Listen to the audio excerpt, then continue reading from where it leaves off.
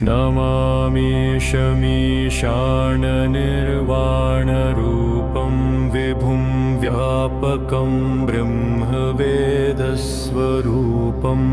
निजं निर्गुणं निर्विकल्पं निरीहं चिदाकाशमाकाशवासं भजेऽहं निराकारमोकारमूलं तुरीयं ज्ञानगोतीतमीशं गिरीशं करालं महाकालकालं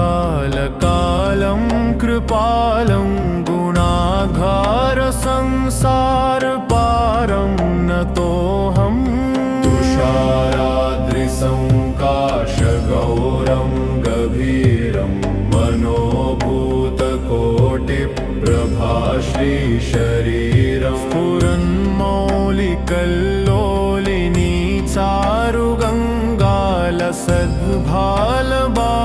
चारुगङ्गालसद्भालबालेन्दुकण्ठे भुजङ्गा चलत्कुण्डलं भ्रूसुनेत्रं विशालं प्रसन्नाननं नीलकण्ठं दयालं मृगाधीशचर्माम्बरं मुण्डमालं प्रियं शङ्करं सर्वनाथं भजामि प्रचण्डं प्रकृष्टं प्रगल्भं परेशमखण्डमजं भानुकोटिप्रकाशं त्रयशूलनिर्मूलनं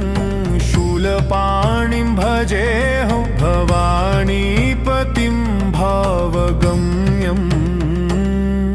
कलातीतकल्याणकल्पान्तकारी सदा सज्जनानन्ददाता पुरारी चिदानन्दसन्दोहमोहापहारी प्रसीद प्रसीद प्रभो मन्मथारी न यावदुमानाथ पादारविन्दं भजन्तीह लोके परे वानराणां न तावत् सुखं शान्तिसन्तापनाशं प्रसीद प्रभो सर्वभूताधिवासं न जानामि योगं जपं नैव पूजां नतोऽहं सदा सर्वदा शम्भुतुभ्यं जराजन्मदुःखौघतातप्यमानं प्रभो पाहि आपन्नमामीश शम्भो रुद्राष्टकमिदं प्रोक्तं विप्रेण हरतोषये ये पठन्ति नरा भक्त्या तेषां शम्भु प्रसीदति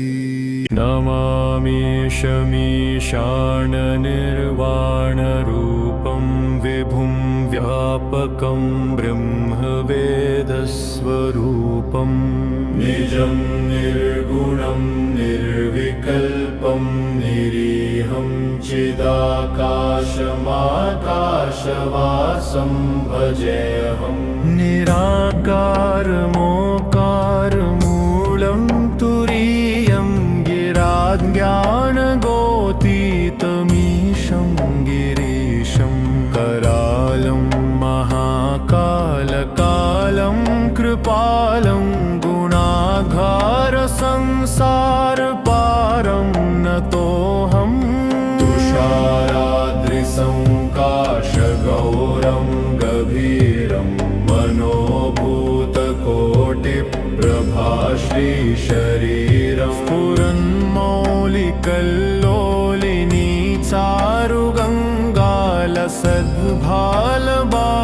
चारुगङ्गालसद्भालबालेन्दुकण्ठे भुजङ्गा चलत्कुण्डलं भ्रूसुनेत्रं विशालं प्रसन्नाननं नीलकण्ठं दयालं मृगाधीशचर्माम्बरं मुण्डमालं प्रियं शङ्करं सर्वनाथं भजामि प्रचण्डं प्रकृष्टं प्रगल्भं परेशमखण्डमजं भानुकोटिप्रकाशम् त्रयशूलनिर्मूलनं शूलपाणिं भजेऽहं भवानीपतिं भावगम्यम्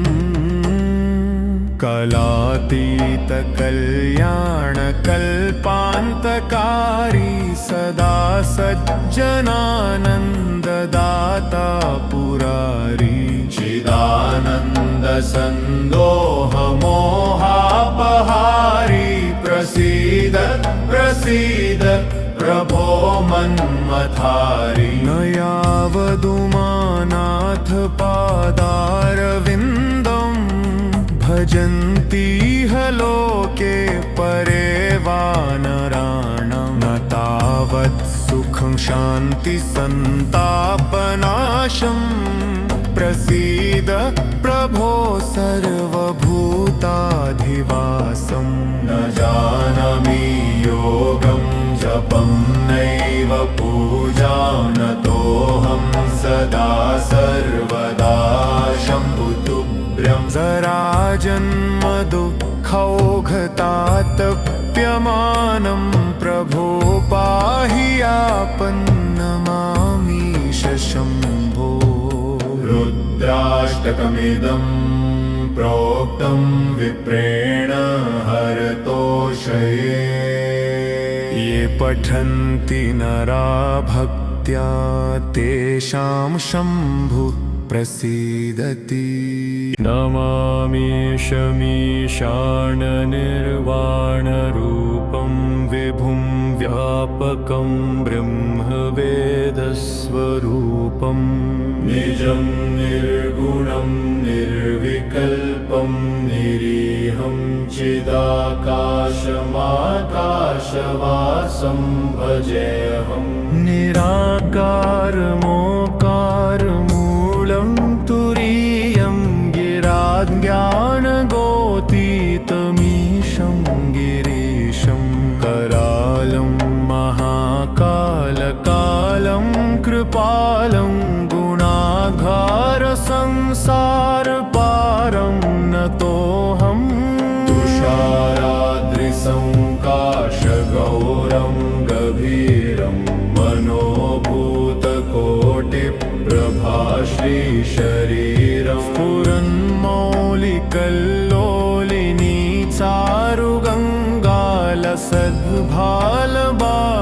चारुगङ्गालसद्भालबालेन्दुकण्ठे भुजङ्गा चलत्कुण्डलं भ्रूसुनेत्रं विशालं प्रसन्नाननं नीलकण्ठं दयालं मृगाधीशचर्माम्बरं मुण्डमालं प्रियं शङ्करं सर्वनाथं भजामि प्रचण्डं प्रकृष्टं प्रगल्भं परेशमखण्डमजं भानुकोटिप्रकाशम् त्रयशूलनिर्मूलनं शूलपाणिं भजेऽहं भवानीपतिं भावगम्यम्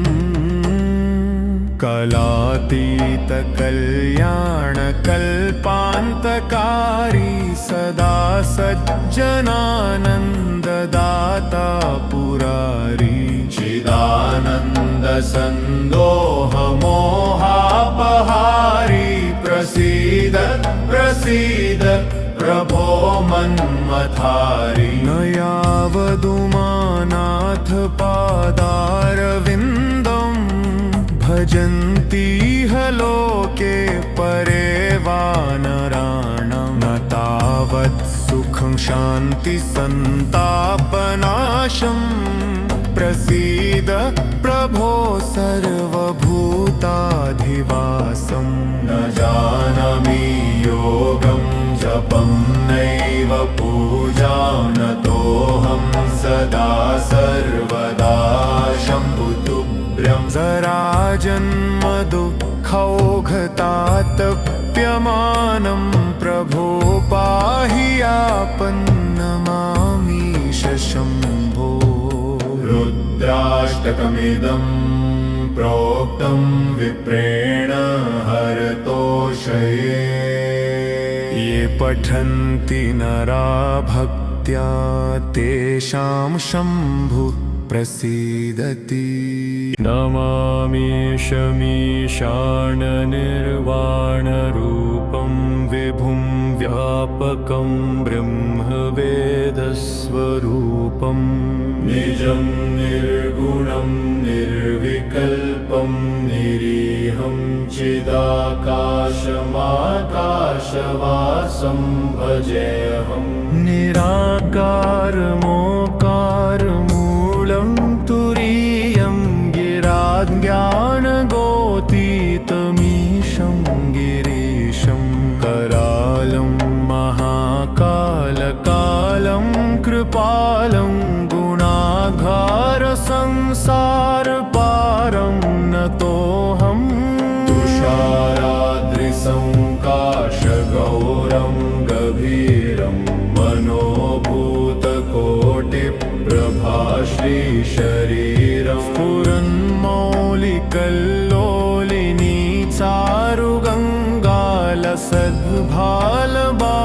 चारुगङ्गालसद्भालबालेन्दुकण्ठे भुजङ्गा चलत्कुण्डलं भ्रूसुनेत्रं विशालं प्रसन्नाननं नीलकण्ठं दयालं मृगाधीशचर्माम्बरं मुण्डमालं प्रियं शङ्करं सर्वनाथं भजामि प्रचण्डं प्रकृष्टं प्रगल्भं परेशमखण्डमजं भानुकोटिप्रकाशं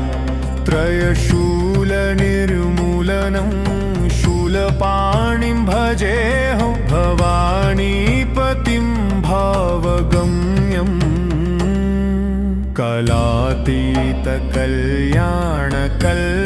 कलातीतकल्याणकल्पान्तकारी सदा सज्जनानन्ददाता पुरारी चिदानन्दसन्दोहमोहापहारी प्रसीद प्रसीद प्रभो मन्मथारि न यावदुमानाथ पादारविन्दं भजन्ति ह लोके परे वानराणां न तावत् सुखं शान्ति सन्तापनाशं प्रसीद प्रभो सर्वभूताधिवासं न जानामि योगं जपं नैव पूजां नतोऽहं सदा सर्वदा शम्भुतुभ्यं जराजन्म दुःखौघतातप्यमानं प्रभो पाहि आपन्नमामीश शम्भो रुद्राष्टकमिदं प्रोक्तं विप्रेण हरतोषये ये पठन्ति नरा भक्त्या तेषां शम्भुः प्रसीदति नमामि शमीशाननिर्वाणरूपं विभुं व्यापकं ब्रह्मवेदस्वरूपं निजं निर्गुणं निर्विकल्पं निरीहं चिदाकाशमाकाशवासं भजेऽहं निराकारमोकारमूलं तुरीयं गिराज्ञानगोतीतमीशं गिरीशं करालं महाकालकालं कृपालं गुणाघारसंसारपारं नतोऽहं तुषाराद्रिसंकाशगौरं गभीरं मनोभूतकोटिप्रभाश्रीशरीरं स्फुरन्मौलिकल्लोलिनी चारुगङ्गालसद्भालबालेन्दुकण्ठे भुजङ्गा चलत्कुण्डलं भ्रूसुनेत्रं विशालं प्रसन्नाननं नीलकण्ठं दयालं मृगाधीशचर्माम्बरं मुण्डमालं प्रियं शङ्करं सर्वनाथं भजामि प्रचण्डं प्रकृष्टं प्रगल्भं परेशमखण्डमजं भानुकोटिप्रकाशं त्रयशूलनिर्मूलनं शूलपाणिं भजेऽहं भवानीपतिं भावगम्यम्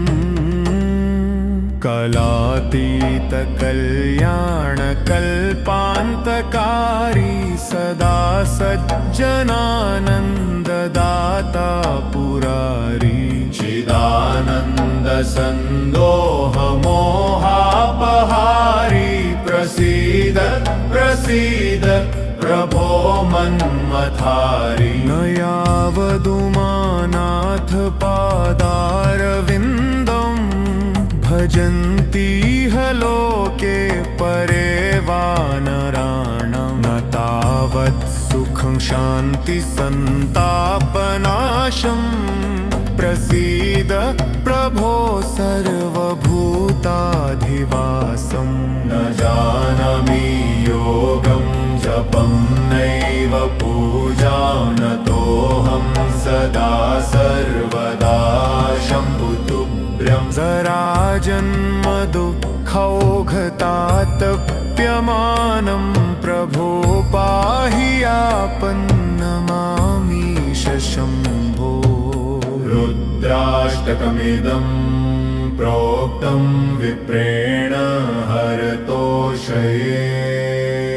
ये पठन्ति नरा भक्त्या तेषां शम्भु प्रसीदति नमामीशमीशाननिर्वाणरूपं विभुं व्यापकं ब्रह्मवेदस्वरूपं निजं निर्गुणं निर्विकल्पं निरीहं चिदाकाशमाकाशवासं भजेऽहं निराकारमोकारमूलं तुरीयं गिराज्ञानगोतीतमीशं गिरीशं करालं महाकालकालं कृपालं गुणाघारसंसारपारं नतोऽहं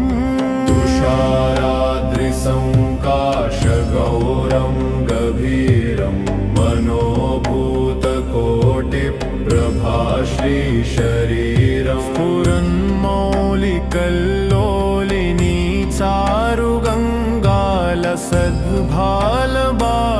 चारुगङ्गालसद्भालबालेन्दुकण्ठे भुजङ्गा चलत्कुण्डलं भ्रूसुनेत्रं विशालं प्रसन्नाननं नीलकण्ठं दयालं मृगाधीशचर्माम्बरं मुण्डमालं प्रियं शङ्करं सर्वनाथं भजामि प्रचण्डं प्रकृष्टं प्रगल्भं परेशमखण्डमजं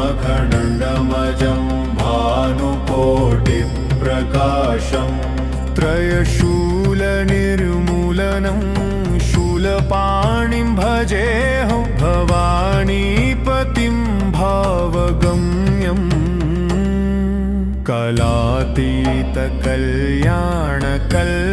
कलातीतकल्याणकल्पान्तकारी सदा सज्जनानन्ददाता पुरारी चिदानन्दसन्दोहमोहापहारी प्रसीद प्रसीद प्रभो मन्मथारी न यावदुमानाथ पादारविन्दं भजन्ति ह लोके परे वानराणां न तावत् सुखं शान्ति सन्तापनाशं प्रसीद प्रभो सर्वभूताधिवासं सर्वभूताधिवासं न जानामि योगं जपं नैव पूजां नतोऽहं सदा सर्वदा शम्भुतुभ्यं जराजन्म दुःखौघतातप्यमानं प्रभो पाहि आपन्नमामीश शम्भो रुद्राष्टकमिदं प्रोक्तं विप्रेण हरतोषये ये पठन्ति नरा भक्त्या तेषां शम्भु प्रसीदति नमामीशमीशाननिर्वाणरूपं विभुं व्यापकं ब्रह्मवेदस्वरूपं निजं निर्गुणं निर्विकल्पं निरीहं चिदाकाशमाकाशवासं भजेऽहं निराकारमोकारमूलं तुरीयं गिराज्ञानगोतीतमीशं गिरीशं करालं महाकालकालं कृपालं गुणाघारसंसारपारं नतोऽहं तुषाराद्रिसंकाशगौरं गभीरं मनोभूतकोटिप्रभाश्रीशरीरं स्फुरन्मौलिकल्लोलिनी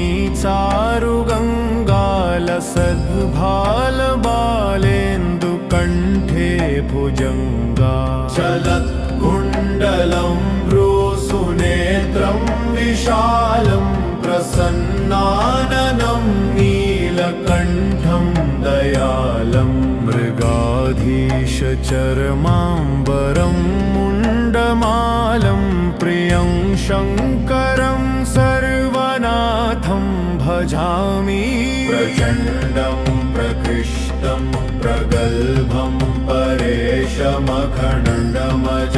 भानुकोटिप्रकाशं त्रयशूलनिर्मूलनं शूलपाणिं भजेऽहं भवानीपतिं भावगम्यम्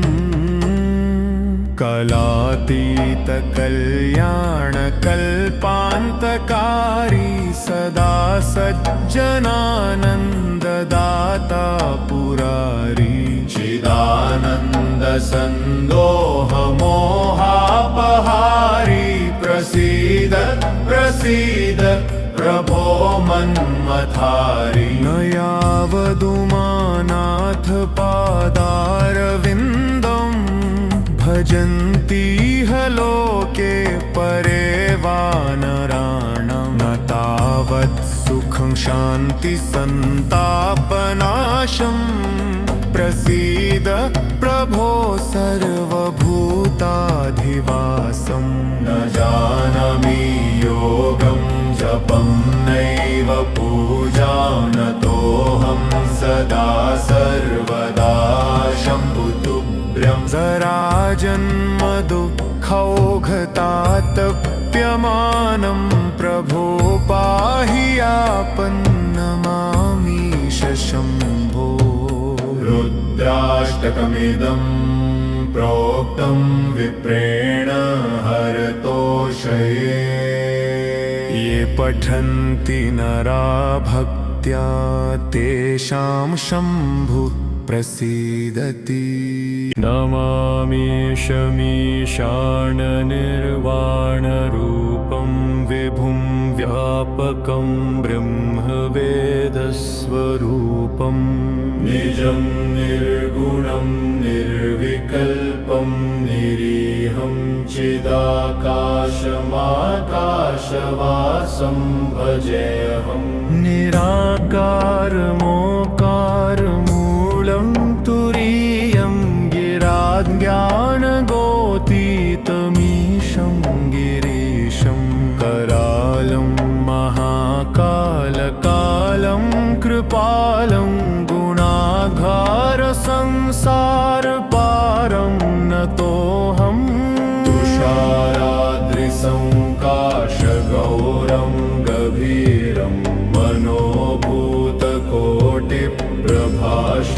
शरीरं स्फुरन्मौलिकल्लोलिनी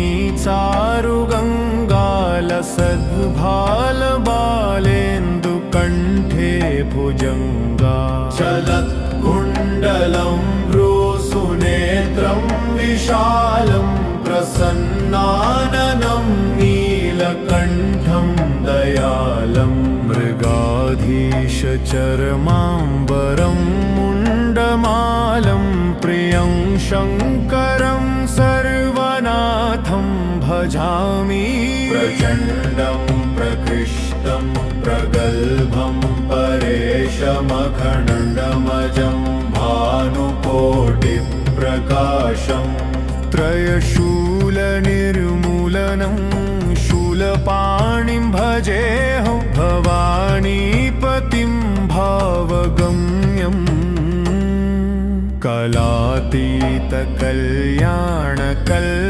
कलातीतकल्याणकल्पान्तकारी सदा सज्जनानन्ददाता पुरारी चिदानन्दसन्दोहमोहापहारी प्रसीद प्रसीद प्रभो मन्मथारी न यावदुमानाथ पादारविन्दं भजन्तीह लोके परे वानराणां न तावत् सुखं शान्तिसन्तापनाशं प्रसीद प्रभो सर्वभूताधिवासं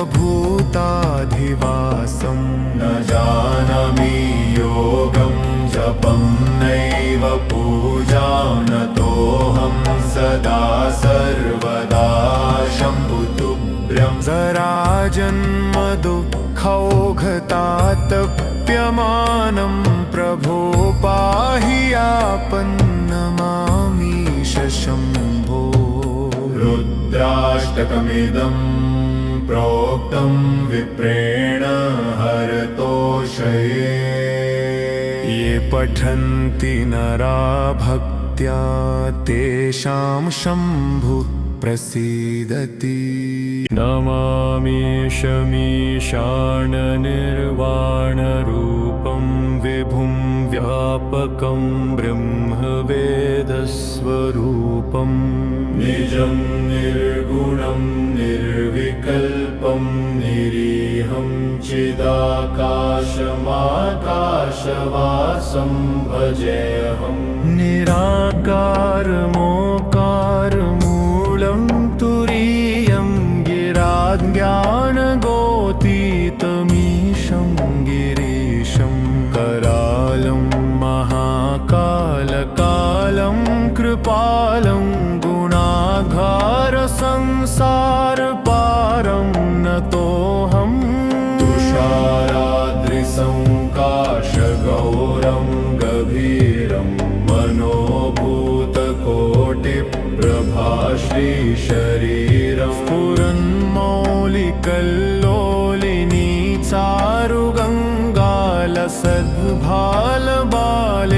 चारुगङ्गालसद्भालबालेन्दुकण्ठे भुजङ्गा चलत्कुण्डलं भ्रूसुनेत्रं विशालं प्रसन्नाननं नीलकण्ठं दयालं मृगाधीशचर्माम्बरं मुण्डमालं प्रियं शङ्करं सर्वनाथं भजामि प्रचण्डं प्रकृष्टं प्रगल्भं परेशमखण्डमजं भानुकोटिप्रकाशं त्रयशूलनिर्मूलनं शूलपाणिं भजेऽहं भवानीपतिं भावगम्यम्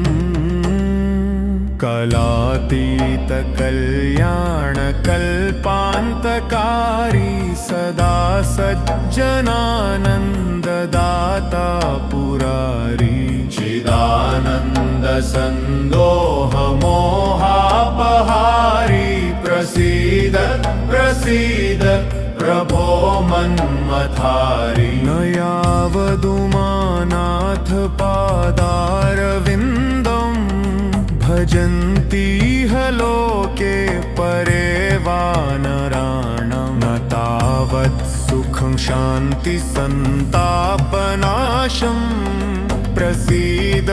प्रभो सर्वभूताधिवासं न जानामि योगं जपं नैव पूजां नतोऽहं सदा सर्वदा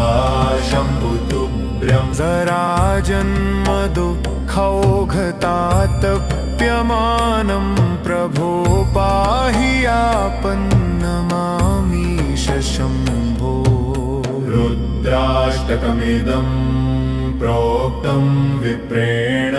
हरतोषये ये पठन्ति नरा भक्त्या तेषां शम्भु प्रसीदति नमामि शमीशाननिर्वाणरूपं विभुं व्यापकं ब्रह्मवेदस्वरूपं निजं निर्गुणं निर्विकल्पं निरीहं चिदाकाशमाकाशवासं भजेऽहं निराकारमोकारमूलं तुरीयं गिराज्ञानगोतीतमीशं गिरीशं करालं महाकालकालं कृपालं गुणाघारसंसारपारं नतोऽहं तुषाराद्रिसंकाशगौरं गभीरं मनोभूतकोटिप्रभाश्रीशरीरं स्फुरन्मौलिकल्लोलिनी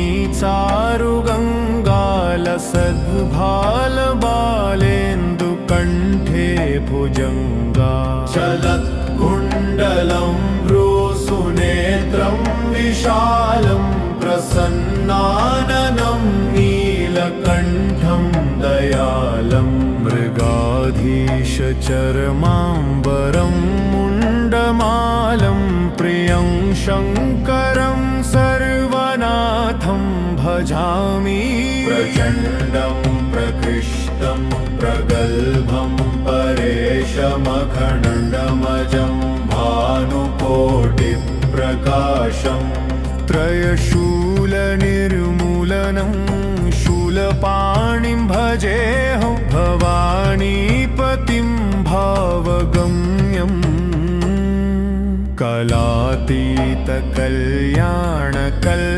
कलातीतकल्याणकल्पान्तकारी सदा सज्जनानन्ददाता पुरारी चिदानन्दसन्दोहमोहापहारी प्रसीद प्रसीद प्रभो मन्मथारी न यावदुमानाथ पादारविन्दं भजन्ति ह लोके परे वानराणां न तावत् सुखं शान्ति सन्तापनाशं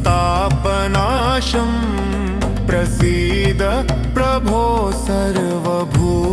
सर्वभूताधिवासं न जानामि योगं जपं नैव पूजां नतोऽहं सदा सर्वदा शम्भुतुभ्यं जराजन्म दुःखौघतातप्यमानं प्रभो पाहि आपन्नमामीश शम्भो रुद्राष्टकमिदं प्रोक्तं विप्रेण हरतोषये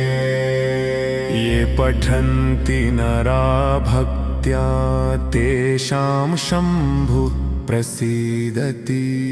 नमामि शमीशाननिर्वाणरूपं विभुं व्यापकं ब्रह्मवेदस्वरूपं निजं निर्गुणं निर्विकल्पं निरीहं चिदाकाशमाकाशवासं भजेऽहं निराकारमोकारमूलं तुरीयं गिराज्ञानगोतीतमीशं गिरीशं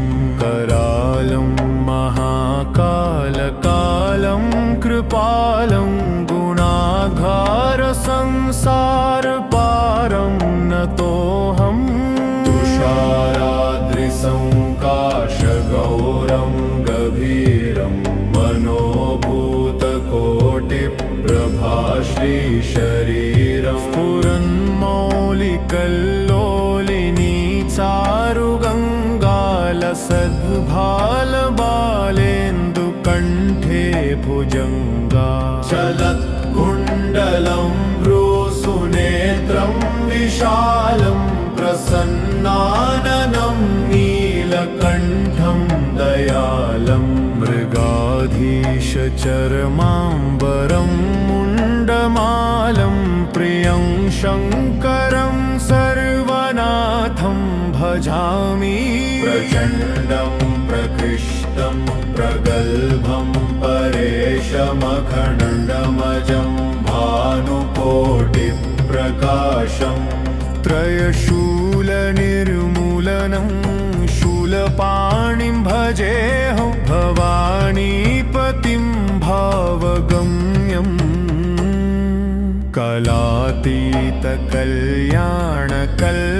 कलातीतकल्याणकल्पान्तकारी सदा सज्जनानन्ददाता पुरारी चिदानन्दसन्दोहमोहापहारी प्रसीद प्रसीद प्रभो मन्मथारी न यावदुमानाथ पादारविन्दं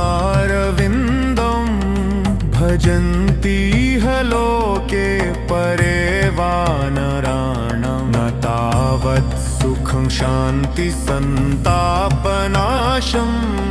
प्रसीद प्रभो सर्वभूताधिवासं